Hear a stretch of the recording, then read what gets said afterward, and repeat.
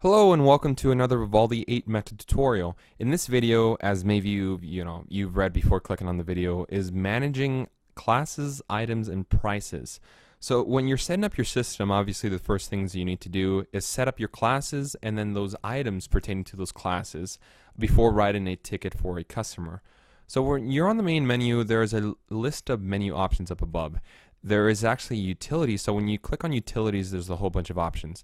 The first thing we're going to have to dive into is, click on class manager, so it's the first thing we're going to have to do before adding items onto your system. But actually, let's just go ahead and click on class manager. Right here, you have a whole list of main categories, and these are actually the defaulted classes for this demo. So when you add a class, you would have the ability to click on add class right here on the left. And then you have the ability to, first things first, you have to have a unique code. So this is important. Add a class description, make it taxable, and then have a max item. So let's click on add class to add a class onto this whole list of classes. So obviously the first thing you need to do is add a class code. Obviously this is important since, it has to be a unique code that hasn't been used somewhere else. So if we want to do snacks, if you plan on selling snacks, let's just go ahead and use a class code of S since it's not being currently used in this whole list of classes. And let's just do snacks. And just like that, you have the ability also to add, all these different options. So if you want to make this class taxable, you can turn that on and off. You have the ability to apply environmental fees. Again, turn that on and off. You have the ability to not print a ticket for this class. And then lastly, you have the ability to pop up a scan code when you select this class. So if you have a UPC code for, off-the-counter products, so when you select this class when you're writing a ticket, this pop-up scan code will pop up.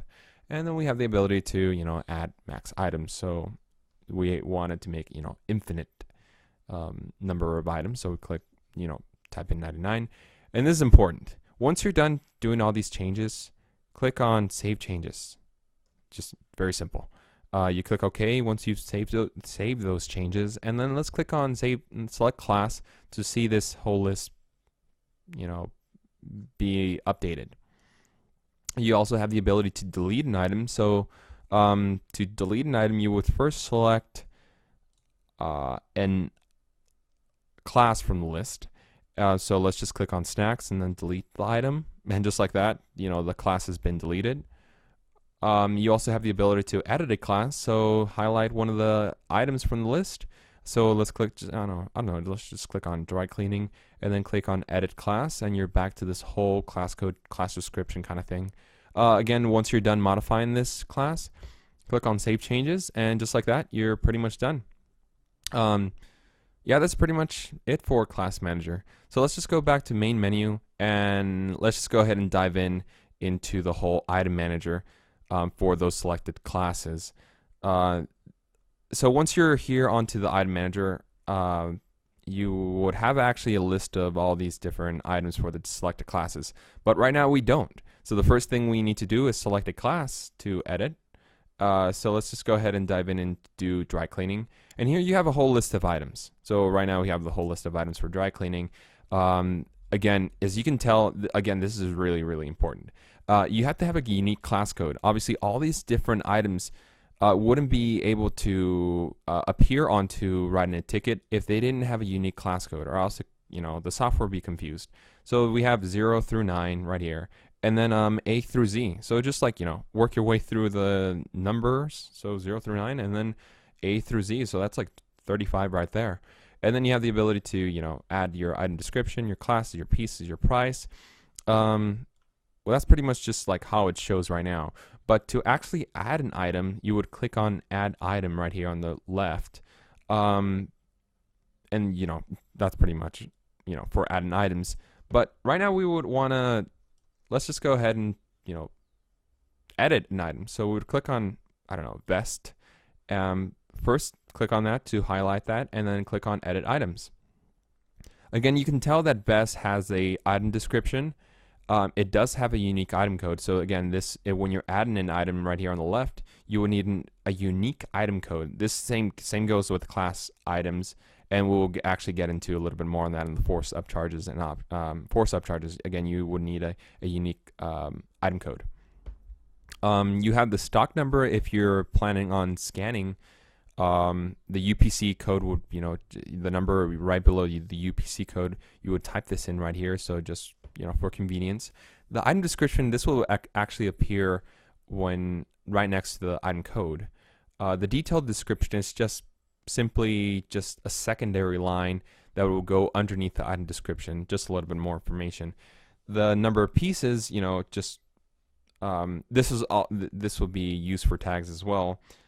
Is the number of pieces that will be added when they select one of the items. So for instance, a 2-piece suit will have 2 pieces. Even though you've selected one 2-piece suit, Vivaldi will still print 2 tags. And obviously the rest of the options we won't actually get into a little bit, since this is just a basic cleaner store. You may most of the time when you're adding items, you're just going to be putting item code, item description, pieces, prices, this is important, and whether or not this is an alteration type. Now actually let's go on to the whole force upcharges kind of thing. Vest doesn't currently have any force upcharges, so instead of actually adding them right now, let's actually go into an item that currently does have force upcharges. So again, when you're modifying this or adding an item, you would click on Save Changes once you're done, click OK, and then click on Select Items just to go back. And let's just click on an item that currently does have force upcharges. So it's, I don't know, I think dresses does have. And so highlight that, click on Edit Items, and when you select on force upcharges, here's a whole list of force upcharges. Let me just explain what a forced upcharge is. A forced upcharge simply means that the user is forced to make a second decision about the description of an item. So for instance, if you click on dress when you're writing a ticket, you will be asked if this is a, formal dress, a long line, a regular, or any from this list down below. You have the ability to add a force upcharge if you wish to do so. Again, it has it has to have a unique code.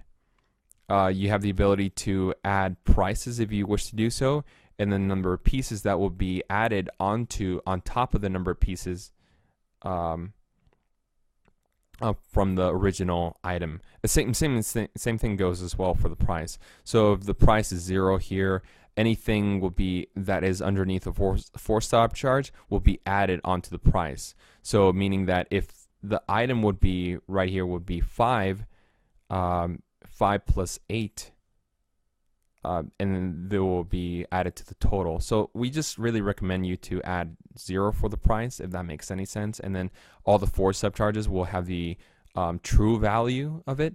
On the right, you have the optional upcharges. Again, you have to have the unique code. You have to have the optional upcharge, the prices, and then the class assignment. So for this add button t-shirt, it has an assigned D for dry cleaning, L for laundry, and A for alteration. You have the ability to add or delete optional upcharges as well. And actually, let's just go ahead and move on. The item price list, this is actually really popular in Vivaldi 8 Metro. You can assign different price levels for different items to different customers. So for instance, you have a price level 1. So let's just go ahead and add a price level 1 with an amount of $10, 10.00. And once you're done, you just click on Save Changes. That has been saved. And let's just go ahead and add another one, a price level 2, and that'll be, $12. Click on Save Changes.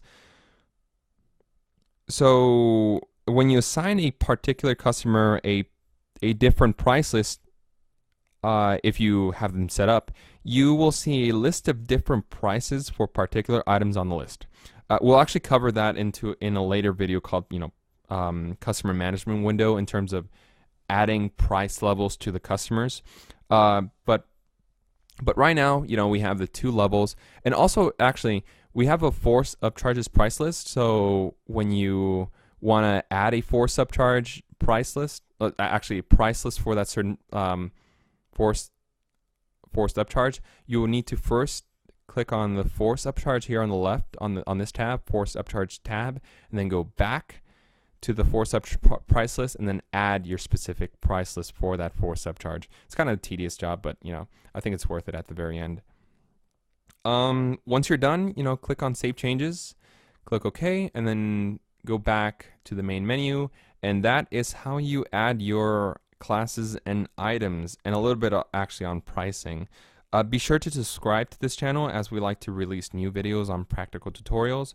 Thank you for watching, and I'll see you on the next video.